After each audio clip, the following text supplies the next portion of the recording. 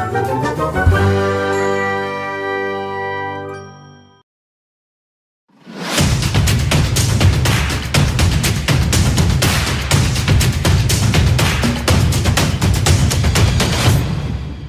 right, here we go. Let's head into the Academy, Appleton, Wisconsin.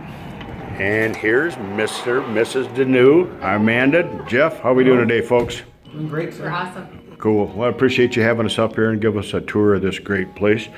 Let's, I'll follow you around, and why don't you take off? Sure, why don't you start with the front area here? This is our lobby area. Parents are able to sit and hang out, quiet, at the windows and soundproof for classes going on. Over in this area we have our front counter, and then following over here is going to be our orientation room where people are able to take their first class, one-on-one lessons. Okay. So from this area we have our training floor that direction. Okay, so they can enter right out to the main floor once they've gone through here. We'll get out on that main floor in just a minute. Cool.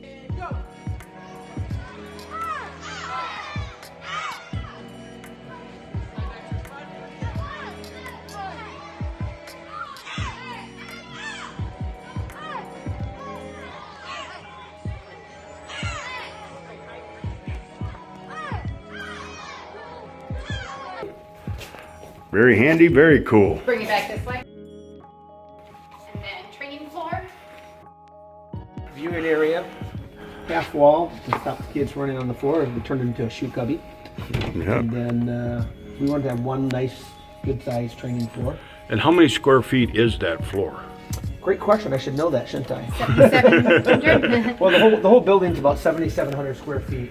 And I didn't have an idea of how much it was, but I can't remember off the top of my head anymore. Right. I apologize. I think we had a conversation at one point, I think it was around 3,000 square feet, your floor, if I remember right. Could be. But we can find that out and we'll tag it on the bottom down here for you. It's good size. We'll go with that. Yeah. So we come through here, we have our TV, which used to be up there for video purposes, for the message board, but is now our TV here for all of our virtual classes. Okay. So we changed sides of the wall, and it's worked really well for us. So our classes are streamed 1 to 2 days a week for virtual classes. Okay. So we've got in person, but with all the COVID stuff that's gone on, we've been streaming classes on Zoom, and it's been a really nice addition for everything that's going on. So you guys are running martial arts classes, you're running after school program, summer camp program, and we'll see your other add-on. Yeah. Your Gracie jiu-jitsu school next door. Got that too. Here's your cards. Correct. So we have our purpose board, our etiquette board, and our core value board. Really nice. Got adult classes, kids classes, and then we've got the younger group, we call them Little Ninjas. So kind of 3 different age brackets there. Yeah, that's really cool. This is our back entrance to our back parking. Most of our parking's in the back. Okay. The parents who are veteran parents, they've been here a lot, they park in the back. And we like to leave the front area as much as we can for the newbies, park up front. Yeah. So now, you guys, a lot of people own their own building. We see that a lot. You guys actually built this from the ground up as a martial arts school. That was your intention, and it's neat to be able to start with a clean slate and not have to try to cobble something up, but you can take something exactly the way you want it. And it's interesting that you chose here to have one large floor instead of 2 or 3 smaller floors. And that seems to be working well for you guys. It does, and I think the thing we want to do is maximize the floor space when we built. And we could have had a little bit more room for offices, possibly for bathrooms, but we wanted to maximize where the magic's done, right? Right. Where the kids are coming, so Absolutely. that's what we did that way. Sure. Coming back Cool. this way, we have the boys and the girls. Yeah, And it's locker rooms. Combination, changing room, bathroom. Back office space we have back here too. Oh, our sign. We just got this sign up during COVID. So we used to be called Karate America, obviously under you, Mr. Reid. And then we changed our name to the Academy a few years back, and that's something we'll probably talk a little bit more about here shortly. But we had a parent at the school who owns a sign company, correct? And he was able to put this together for us during COVID and get it up. Nice. Yeah. Well, let's walk next door and see some little bit of interesting situation over there. We also have our after-school summer camp program based out of there with the activity room. Okay. You can talk about that a little bit.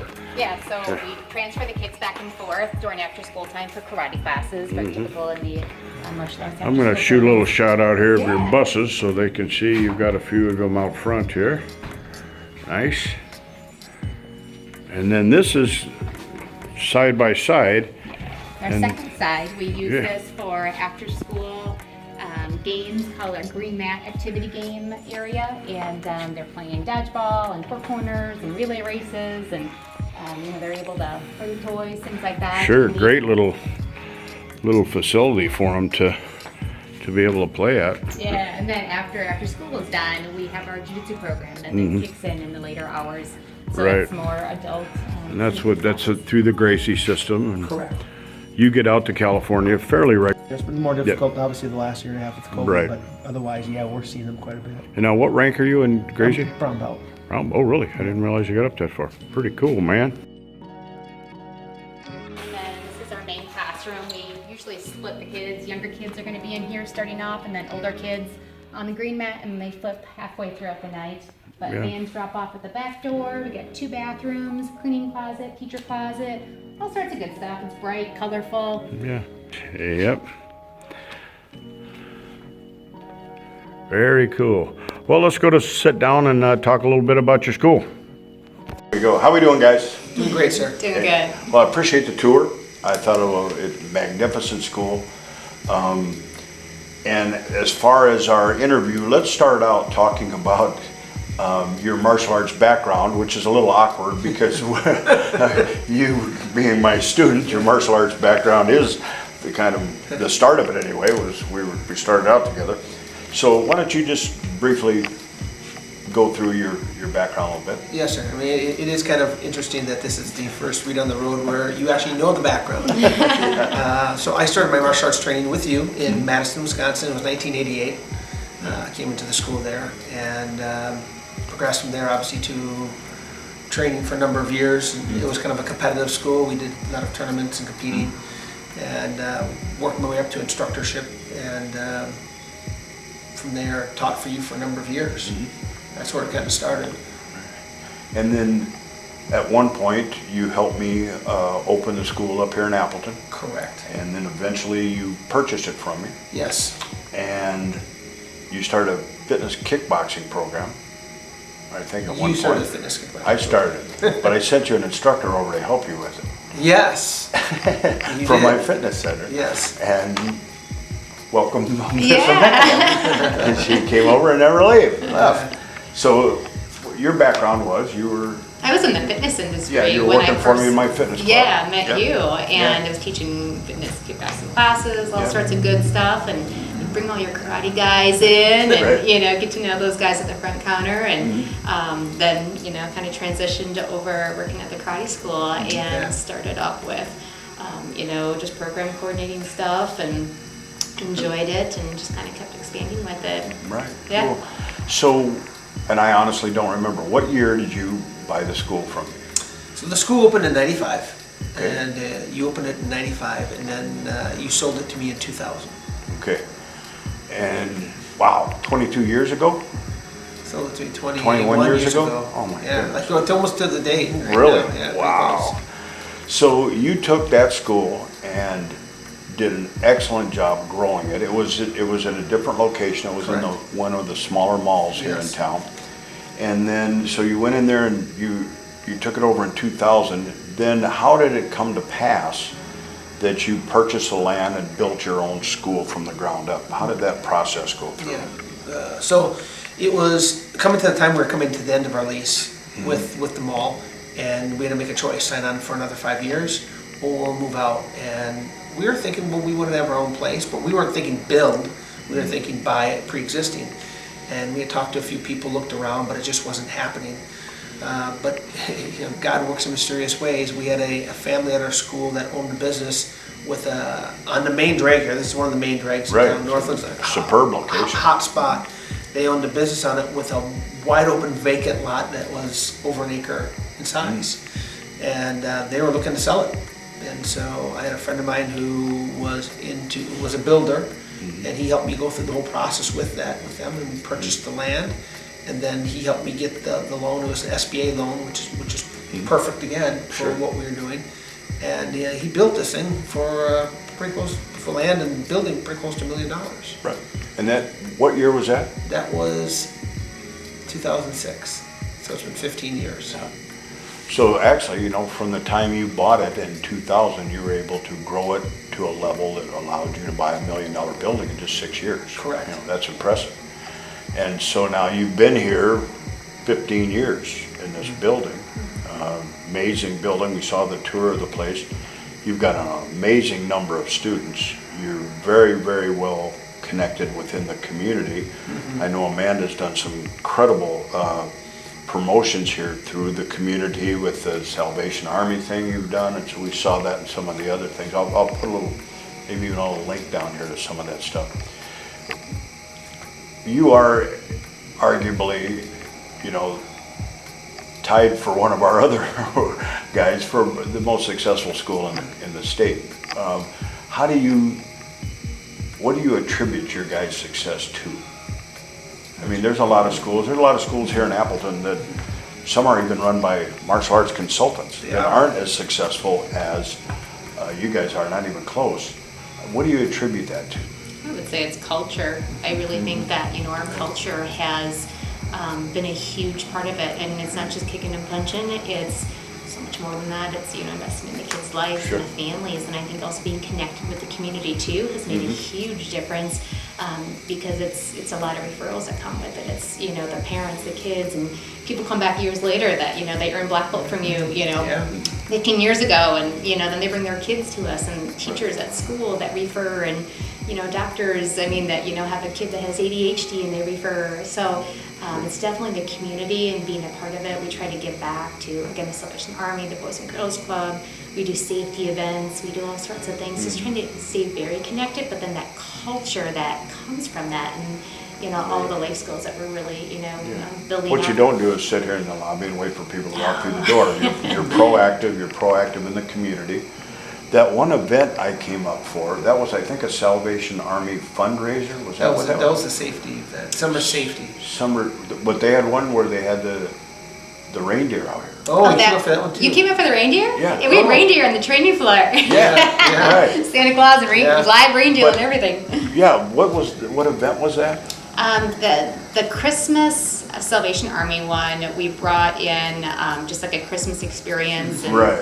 people were able to come in and they donated money, and But you had for an pantry. amazing number of people through the door. Yeah, we had hundreds. I think we're talking Yeah. like 400 or 500 people. There was a lot of people that came through, and there was Right. lines around the building for that. And then even for Halloween ones, we've had hundreds of, many people. Right. Packed parking lot for Halloween stuff and safety event. We bring in the fire trucks and police department and Right. big bouncy houses. And those are a lot of work, but they're a lot of benefit. Yes. And I think people sometimes kind of want to, and I don't blame them, I do the same thing. They kind of want to do it the easy way. They wish they could just write a check and do some form of advertising and everybody just ran through the door. Some of that works to a degree, but the real power is when you can be a part of the community. And you guys throw these events, or you were at least before COVID hit, a couple times a year. They were bringing, over the course of the year, thousands of people through to see your beautiful facility. And then, of course, your reputation in town. And you guys are very active with your local church also.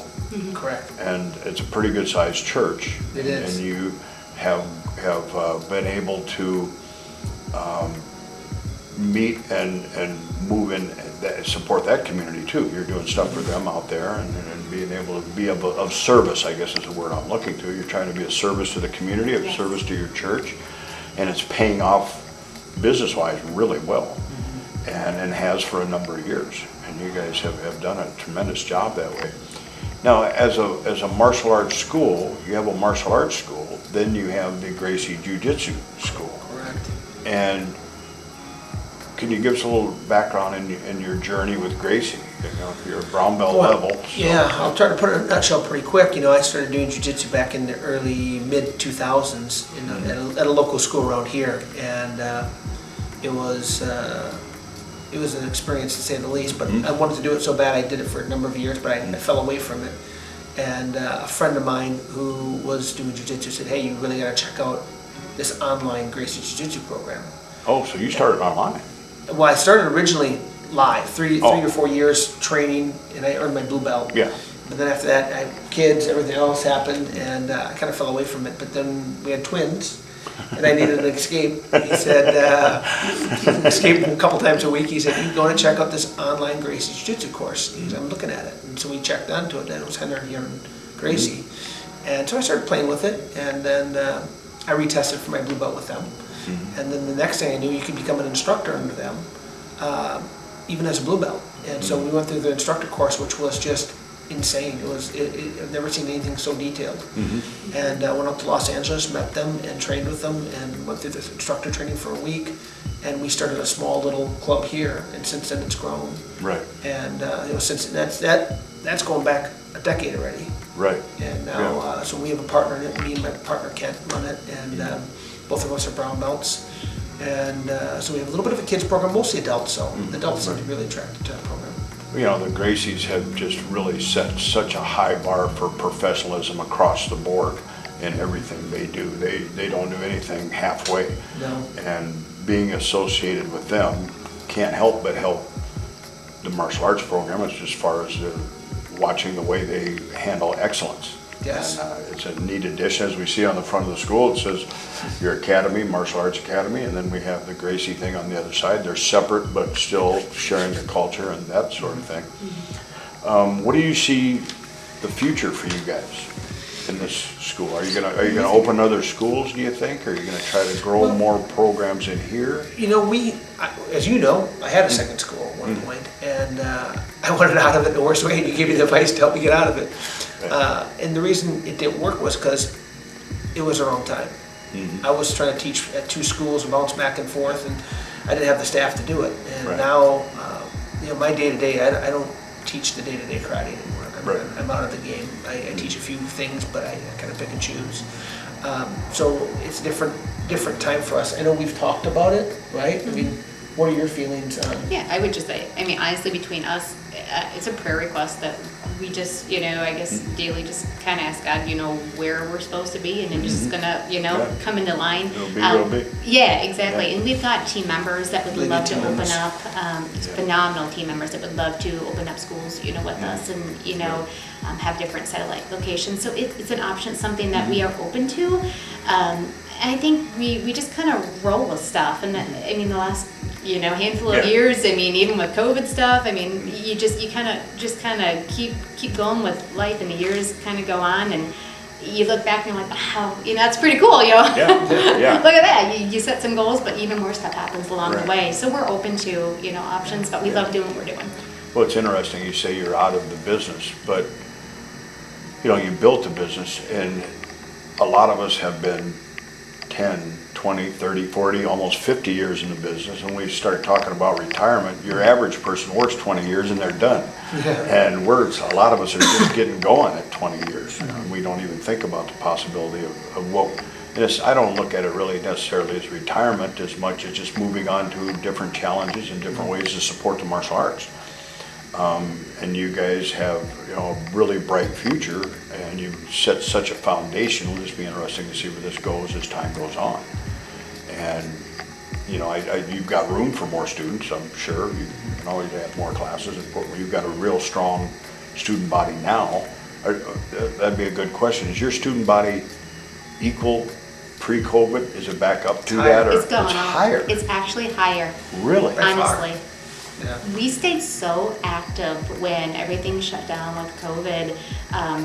We stayed active with our virtual classes, and even within the community too. We were doing family fun nights, just anything we could do to keep that culture connected, and lots of advertising and social media. Fundraisers on social media, supporting local restaurants, publicly that the Academy Right. Sports and sort of We lost a handful of students. I mean, you know, maybe 15, 20. But it was right off the bat. Right off the bat, Right. people, And you we were know. worried, but then at that point, everything stabilized when they saw what we could do. Mm-hmm. And we were pretty Proactive. proactive Mm-hmm. when it came to everything. So we were always one or two steps ahead of the next twist that would happen that the state would throw at us, or next regulation the state would throw at us. We were the one step ahead, and Right. so it worked out really well for us. So you are a state licensed child care facility Correct, for during the school year and for summer camp. correct. And then, of course, there's no licensing required for martial arts, but working with the state can be a blessing or it can be pretty challenging. I think, Amanda, you've been working with them quite a bit. What's your experience been? And probably more importantly, would you recommend it? You know, I recommend it only for the sake of following guidelines and rules and making sure you're doing things the right way. You never want to get yourself in a predicament that, you know, you got, you know, fines and you're, you know. Or shut down. Yeah, shut down because Right. you did things Yeah. the wrong way. We did learn a lot through it, education-wise, of how to keep kids safe. I mean, I'm a parent and I'm like, oh, I know how to do this, but you really follow some of the state So stuff. they provided some. Oh, tons training of stuff. training and tons of things that, you know, we never, you know, thought of. So a lot of good stuff that came through it, and I just say, you know, listen to your state guidelines, what they say. There's a Right. lot of states out there that you don't have to be state licensed for Yeah. those programs, but you just gotta check in and see what you can do. But from your experience, it's been, all things considered, it's been a plus. I would say yes. How does it perceived in the public, knowing that you're state licensed? Yes, that's Yeah. it. So I can use that and say, hey, we're a state licensed childcare facility. There are also some families too that might be lower income, and because we are state licensed, they get childcare funding from Oh, okay, that. yeah, So that's been an interesting, you know, scenario. Yes. Even with, you know, things that have happened in the last year or two, a family can get, you know, funding Some to support. have, for Yeah. support, Right. and the state just sends us a check because you know we're connected within the state. So that's been a perk, and just making sure our teachers are, you know, solid and, you know, Yeah, yeah, yeah. everyone's, you know, Yeah. trained CPR, first aid, you know, background checks, fingerprinting. Yeah. Sometimes it's a little excessive, I'll give you that. Right. But all in all, we're When you're educated. and you're dealing with children, it's better to err on the side of a little extra than 100%. getting it through there. Well, cool. Well, listen, I sure appreciate you taking the time to talk with us, give us a tour, explain a little bit about your success here. And if anybody wants to say hello, they can contact you guys at the Academy in Appleton, Wisconsin. If they're ever in the area, they can poke their head in and see a real neat, successful school. That'd be great. Thank you, sir. Thank you, ma'am. Thank you, sir. Randy Reid, Reid on the Road, over and out.